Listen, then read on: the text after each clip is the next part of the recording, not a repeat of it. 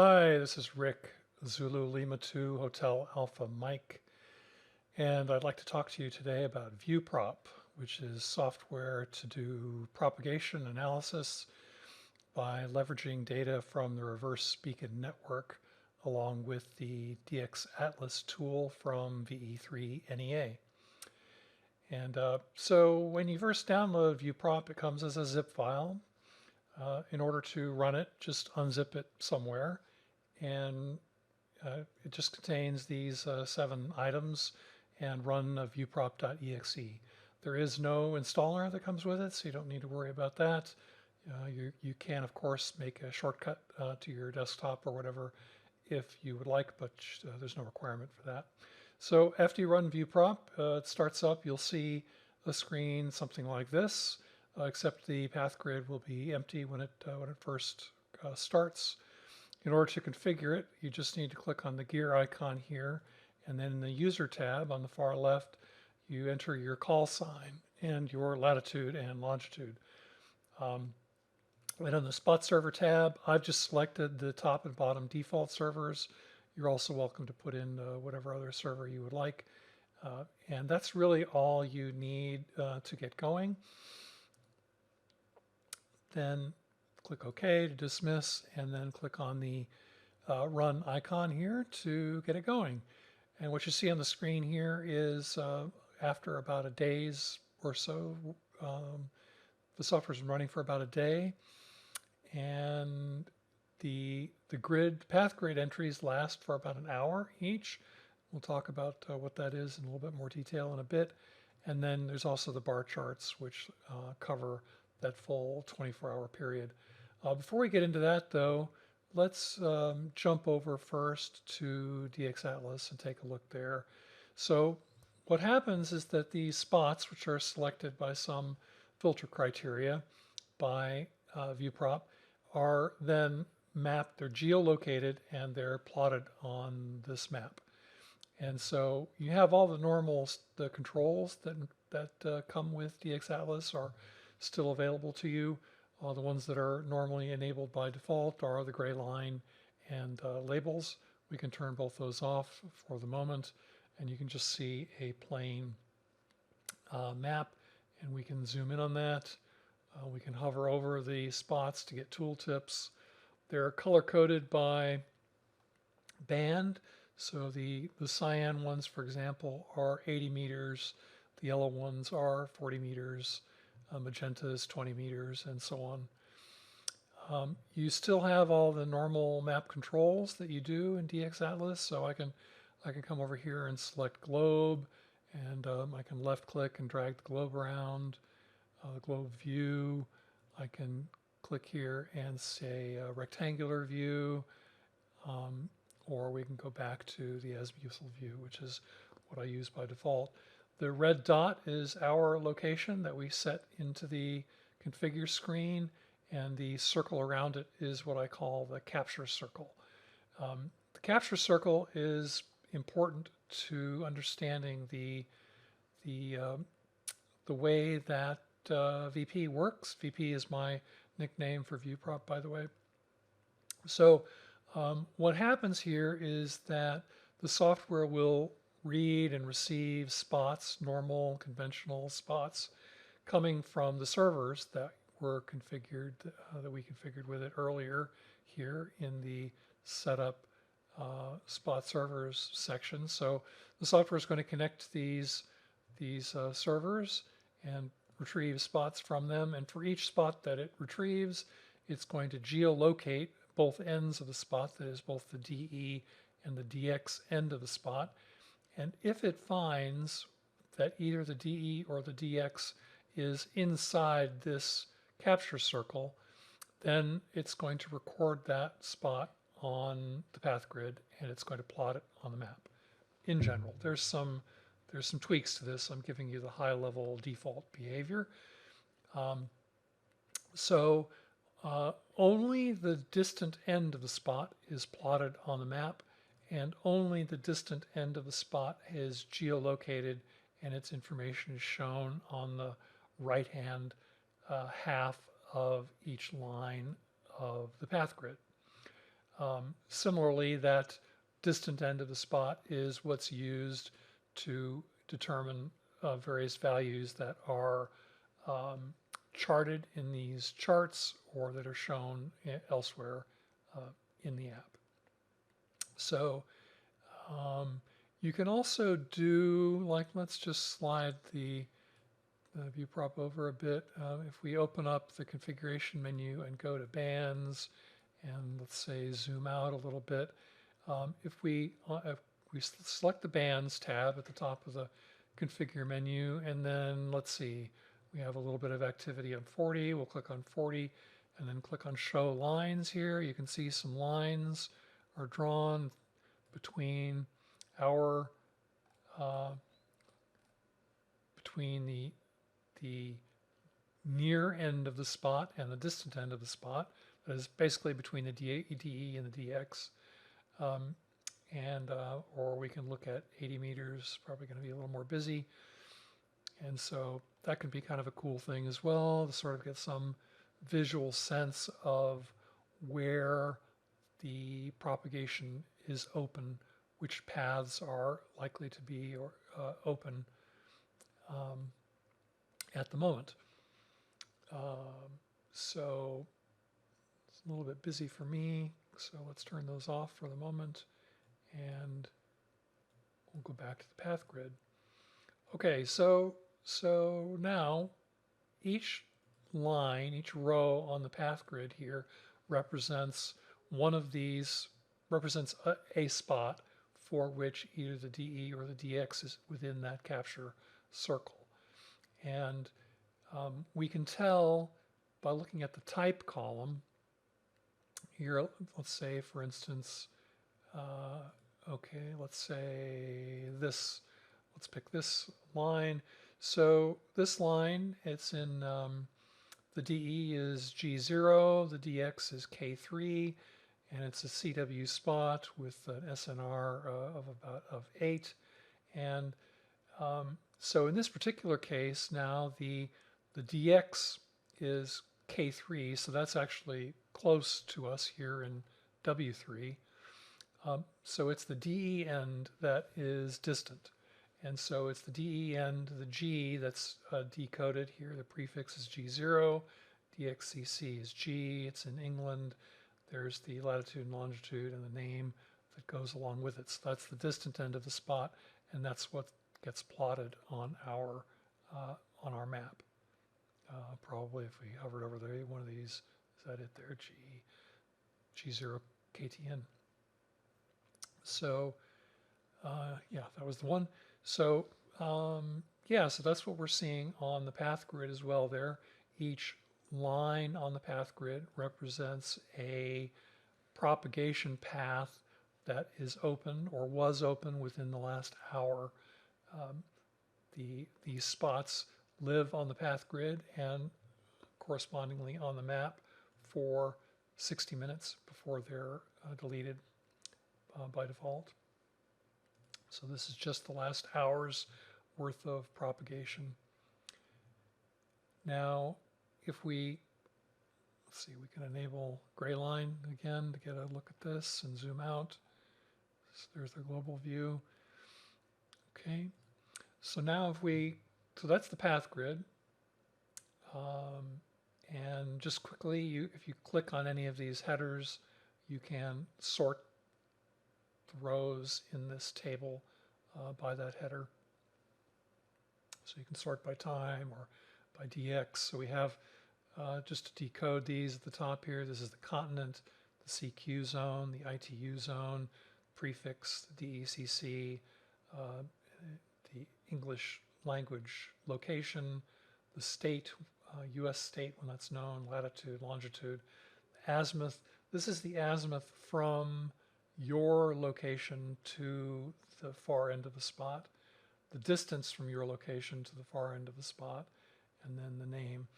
Some of this information, the geolocated information and so on, it can come either from QRZ.com. The software can do lookups with the QRZ.com XML subscription service, or it can get some information from the commonly used cty.dat file, which is often used with different logging software. And it uses a few other tricks. There's some, if geolocation data is present in the spot, for instance, the state name, it's used when it can be, when it's there and when it can be used. And then down at the bottom here, we have the number of active paths over the last hour. Next, we click on the bar chart tab. So this is, there's actually two sub-tabs here, the band versus UTC and azimuth versus UTC. The first thing I'd like to say about this is that these charts are fully configurable. That is, you can change them to select for and chart all sorts of data. They're just set up for band and azimuth by default, but everything about them can be customized. At the bottom here we have the UTC time, not local time. This is the UTC time, and then this vertical bar is the current time. And if you don't care for that vertical bar, you can turn it off with this button here. Click on that and it goes away. The vertical bar is basically a clock in that it progresses slowly to the right as the day goes on. And as the vertical bar enters a new half-hour zone, the data is cleared out and the old data is cleared out and the new data begins to populate it. So what you're seeing here in these vertical bars, if you hover over them, you can see the time conveniently instead of having to figure out what it is on the bottom there. But anyway, what you're seeing is a count of the number of spots that match the criteria for that chart that has been configured.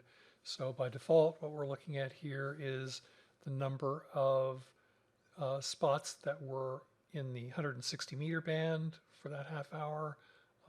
This is actually, this is the 5:30 time zone, so this is yesterday's data. There were 309 spots in the 80 meter band, 264 in 40 meters, and so on. So now if we take a step back for a second and look at kind of a more broad level, we can see some propagation related information here. For example, that 10 through 20 meters are really pretty dead, pretty low propagation from about even 23:30 until what, about 11 a.m. or so UTC. Whereas there's a little more activity on 30, 40, 80, and 160, at least for a while there on 160.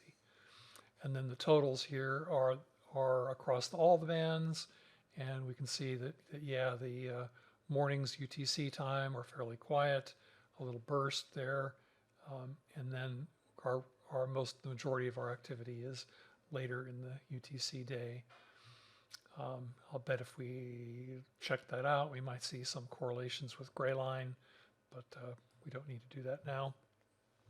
So you might use this information to do contest planning, for example. You know, let's say it was you wanted to figure out what hours were most likely to be productive on 10 meters. You could say, hey, between about 1430 and maybe 1800 or so is a pretty good bet of when to spend some time calling CQ or listening on 10, and so on for 15 and 20 and 40. 40, of course, is going to be slightly different hours.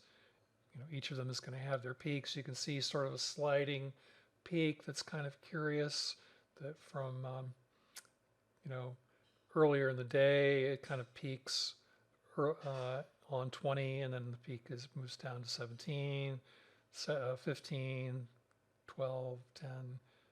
So helps with a little band planning, either for just general operating or for contest planning. Yeah, so obviously if you were trying to run 80, you know, late in the day, you're probably not going to be successful. Running 10 earlier in the day, you're not going to be successful. I mean, these are kinds of things that most of us have learned just by general operating. experience, but they do change. They do change sometimes quite a bit, depending on space, weather, and other factors. So it's not always the same, as you may well know. So that's the band chart. Azimuth is a similar sort of idea, except rather than the charts being partitioned up by band, they are instead partitioned by azimuth range. So if the azimuth is, let's say, between 22 and 38 degrees, it's going to be in this first chart, and so on. So you might divide things up in this way if you want to try to identify, rather than particular bands to work, if you wanted to identify a particular place to park your beam. Let's say you were hunting and you didn't want to be bouncing your beam back and forth. You could just park in a particular direction and then instead bounce back and forth across different bands. That's one style of operating. This gives you a direction of an idea of which directions are likely to be most productive.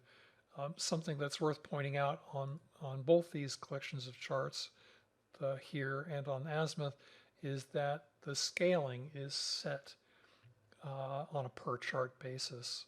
So for example, here at 2030, we have 1,032 spots, gives us our maximum vertical reach in this particular chart on 40 meters, but on 30 meters, it's only 80 spots. That gives us that full reach.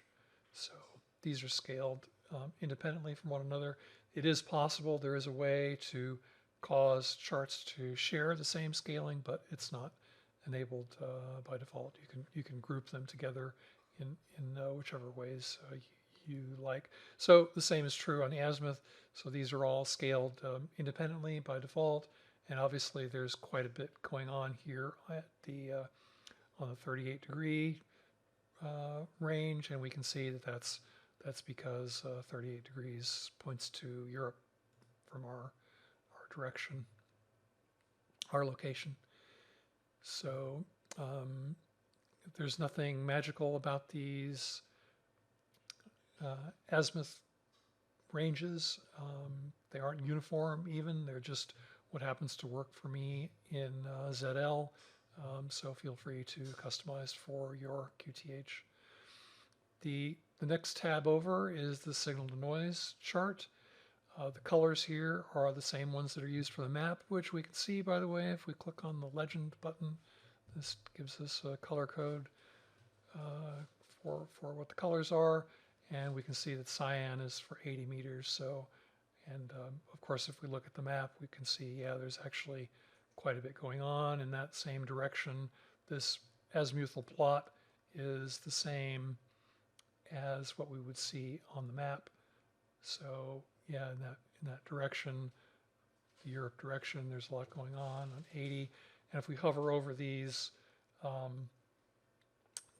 dots, we can get a little tooltip.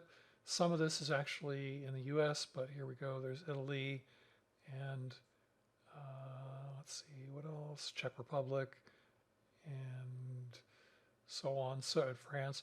So in this chart, this is a polar plot.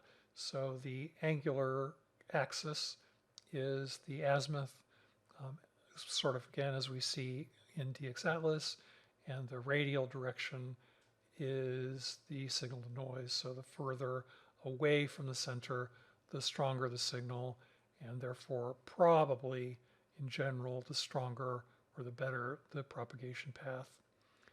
This might be particularly useful if you're operating QRP. For example, these could be good opportunities for QRP contexts. It also can help give you an idea of where your, again, both for antenna pointing, which directions are likely to be more productive in terms of a beam direction or a way to park your beams, and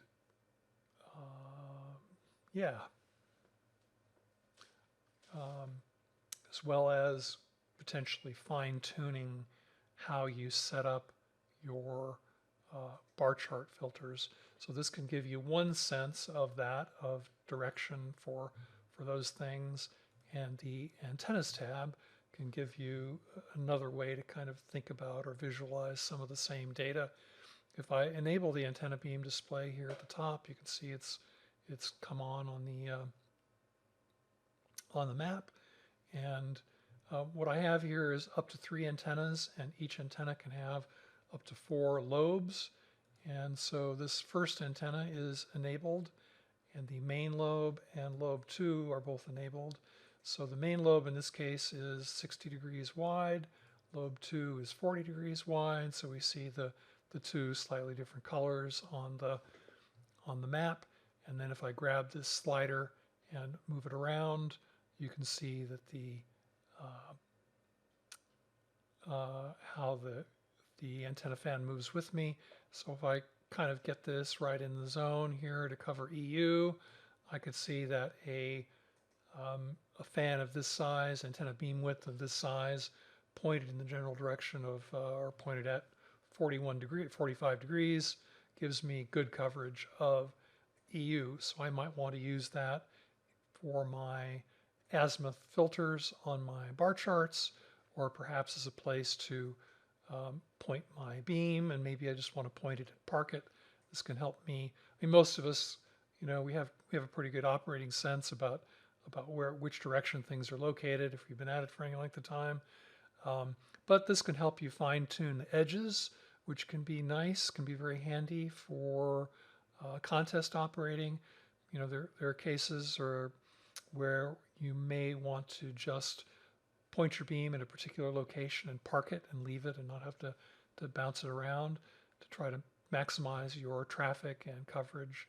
And so this is one way to visualize that and think about that. Another thing that you can do with the antenna display is you can use it to visualize obstructions. So I've done that here with antenna 2. I can enable antenna 2.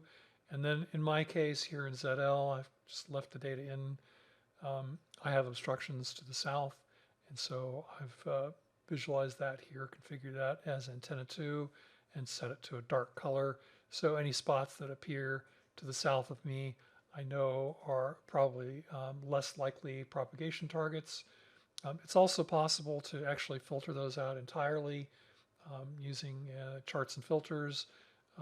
Whether you want to filter them out entirely or leave them in is, kind of depends on your particular setup.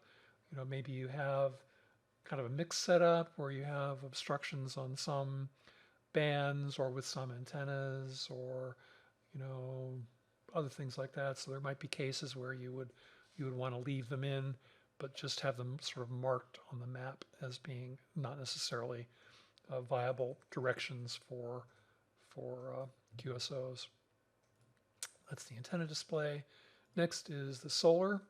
So solar is, this is space weather, and it's meant to be read from the right to the left. I guess if I point on the screen, it's opposite for you, isn't it? But anyway, the flow of radiation is from the sun. It comes from is intended to be sort of nominally visualized here as going from right to left, with some historical data here then on the far right. So on the right side here we have the sunspot number, and for each of these tooltips, by the way, or I'm sorry, widgets, if you hover over the name of the widget, you'll get a little tooltip that describes a little bit more about that particular piece of data. And then if you hover over the needle or the marker, you'll get a tooltip showing the current value and the time at which that value was set. The tooltips for the widgets themselves also tell you how often those particular values are updated. Some of them, like sunspot number, is only updated once a day. Others, like solar wind, is actually updated once a minute. So, and these are colored to indicate in general green is better propagation, red is worse propagation. It's not a hard and fast rule. So here we have sunspot number, solar flux, solar wind, proton flux, electron flux, X-rays. Aurora is actually divided into two little graphs. Might be a little bit hard to see there, but there's an N and an S for the northern aurora and the southern aurora. We have KP and BZ in the lower left. And then these things in orange and white at the bottom are interpretations of the current flux values that change with the values. So as the parameters change, the interpretations change. The X-ray graph is a little bit different in the sense that we're only seeing initially the first, I think, day or so's worth of data here. But this bar at the bottom, you can drag it to the left to see old data up to 7 days old. Or if you grab one of these white markers, you can actually see much more data and still drag it around. So it increases the amount that's shown at one time. The tooltip will show you the time stamp for the data and the strength of the X-ray flux at that particular time. Solar flares can be visualized on this graph, and they'll be shown in a shaded region over the flare. Flares are when the strength of the X-ray flux gets to be above M1.0. When that happens, you'll also receive a notification on your Windows desktop in the lower right of your screen. These don't happen very often, but when they do happen, it's sort of like an email notification, except it's not an email. And you'll see them at different points of the different stages of the flare, that is when it first starts, and then as it peaks and as it starts to subside. You can, if you don't care for this solar information, or it's not useful for you, or you're not interested in it, or if you have a metered internet connection and you don't want to use up internet bandwidth for it, here on the setup configure screen, if you click on solar, you can unclick enable space environment reporting, and it will be disabled. Okay, and next we have the monitor tab. So monitor is basically where we have our debugging. In the lower window is where you might see networking issues, stack traces, things like that. There is a networking thing that you might see from time to time, which is that if one of the spot servers that you're connected to stops sending data for some period of time, VP will actually forcibly disconnect and then reconnect. I've noticed from experience over time that some of these spot servers will actually errantly, incorrectly stop sending data, and the only way to get them to start sending data again is to reconnect. So VP will do that for you. This is also the place you would come if you wanted to make sure that your spot servers were actually correctly still sending data. Just check the show raw spots data, and you should hopefully start seeing spots appear here.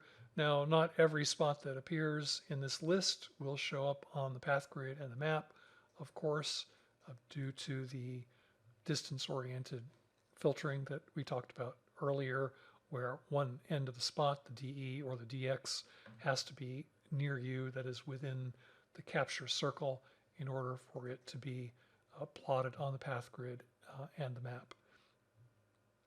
So that's the monitor tab. And yeah, that's about it for the main features of ViewProp. I guess maybe one other one that's worth pointing out, since it's kind of glaring at me here in this SNR column, in addition to the actual raw SNR number, if it's available, which it's not available in every spot, but certainly in spots that come from the RBN, it's generally there. So you not only will see the SNR number, you'll see a small bar that's the longer the bar, the stronger the signal. So here at 19, it's less than here at 41. You'll also see a little arrow, either a sideways arrow like this here, indicating that the trend for the SNR is flat, or you'll see a green arrow pointing up indicating the SNR trend is up, or a red arrow indicating the SNR trend is down, and then a tiny little graph here with a red dot at the peak and a green dot at the low end. This is like the last 45 minutes or so, showing the trend of the last few spots for the SNR of those spots for that exact path, meaning that exact DE and DX. So, and these spots do age out, as I mentioned, which is what we just saw happening there. That when they get to be an hour old, they are deleted from the path grid and from the map. So that's a quick overview of ViewProp. I hope it was helpful. Thank you very much for your interest and support. Rick, Zulu Lima 2, Hotel Alpha Mike.